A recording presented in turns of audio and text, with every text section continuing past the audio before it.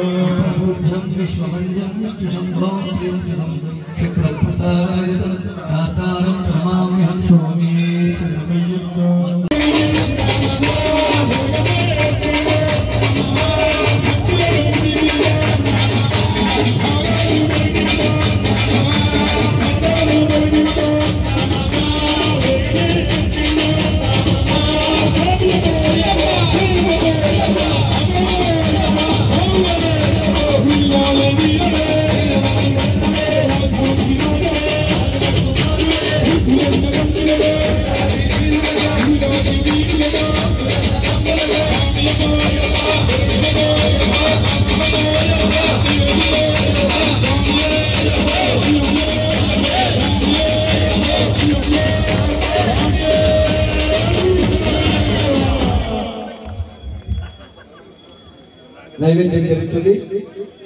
దయచేసి అందరూ కూర్చోండి. నైవేద్యం జరిగిన తర్వాత ఒక 2 పాటలు, తర్వాత పరిపాట. చాలా మంది భక్తులు అయ్యప్ప వచ్చినారు కనుక భోజనం కూడా అందరూ కూర్చోవాలి. అందరూ స్వామి అందరూ కనపడాలి, కూర్చోవాలి. పడి ఎరిగేటప్పుడు కూడా ఏ ఒక్కరు లేవద్దు. పూర్తి పని అయిపోయి నమస్కారం సొక్కాలు మంగళహారతి పూర్తి అయ్యేంత వరకు ఎవ్వరు లేచి నిలబడవద్దు. ఆ పడి దగ్గర శ్రీశైలం స్వామి పడి దగ్గర అందరినీ తిప్పేసేది. అందరినీ పడి ఎందుకు అక్కడ అంతమంది అందరూ దిగాలి, కిందికి దిగాలి.